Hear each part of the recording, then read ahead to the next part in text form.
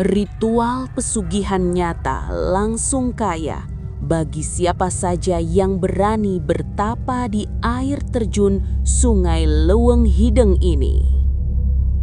Di balik lebatnya hutan yang jarang dijamah manusia, tersembunyi sebuah air terjun bernama Leuweung Hideng.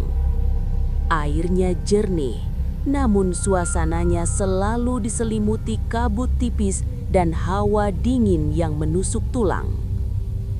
Warga sekitar percaya, sungai yang mengalir dari air terjun itu bukan sekadar aliran air biasa, melainkan singgasana Ratu Siluman Ular, penguasa gaib penghuni dasar sungai.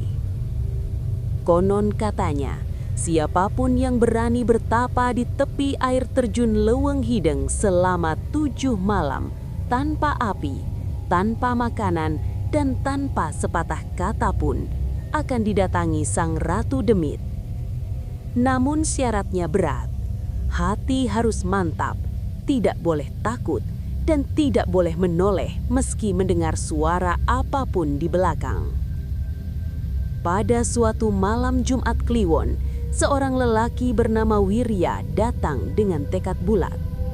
Hidupnya miskin, sawahnya gagal panen, dan hutangnya menumpuk.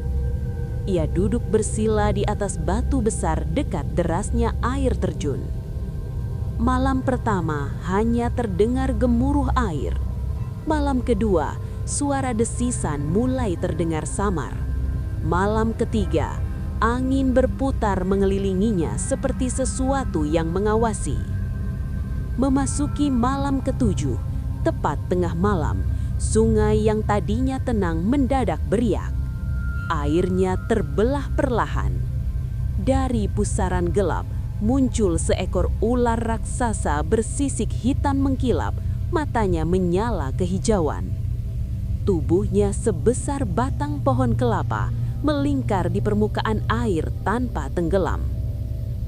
Dalam sekejap, wujud ular itu berubah menjadi sosok perempuan bermahkota emas, berselendang kabut dengan tatapan tajam namun anggun. Dialah Ratu Siluman Ular, penguasa Leuweung Hideng. "Apa yang kau cari, manusia?" Suaranya menggema seperti gema di dasar gua. Wirya gemetar tetapi tidak menunduk. "Hamba mencari jalan hidup dan kecukupan rezeki." Ratu itu tersenyum tipis. "Kekayaan bisa kau dapatkan, tapi ingat, setiap pemberian ada ikatan. Kau tak boleh menceritakan pertemuan ini kepada siapapun, dan setiap tahun pada malam yang sama, kau harus kembali membawa sesaji sebagai tanda bakti." Wirya mengangguk. Ratu Siluman Ular mengibaskan tangannya. Dari dasar sungai muncul peti kayu tua terbawa arus hingga ke tepi. "Bawalah ini pulang, jangan dibuka sebelum tiba di rumah." Sesaat kemudian, sosok ratu kembali berubah menjadi ular besar dan menyelam ke pusaran air. Sungai kembali tenang, seolah tak pernah terjadi apa-apa. Wirya pulang dengan jantung berdebar. Setibanya di rumah, ia membuka peti itu.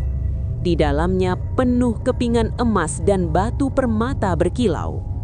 Sejak saat itu hidupnya berubah. Sawahnya subur, dagangannya laris, dan rezeki datang tak putus. Namun, warga mulai bertanya-tanya, bagaimana mungkin nasibnya berubah begitu cepat? Tahun berikutnya, pada malam Jumat Kliwon, Wirya kembali ke Leuweung Hideng membawa sesaji. Kabut turun lebih tebal dari biasanya. Dari dalam air terdengar desisan panjang, seakan menunggu janji yang harus ditepati. Dan hingga kini, warga sekitar masih percaya, di balik gemuruh air terjun Leuweung Hideng, Ratu Siluman Ular tetap bersemayam, menanti siapapun yang cukup berani untuk bertapa dan cukup kuat menanggung konsekuensinya. Nantikan cerita-cerita pesugihan selanjutnya hanya di saluran Metafisika Nusantara.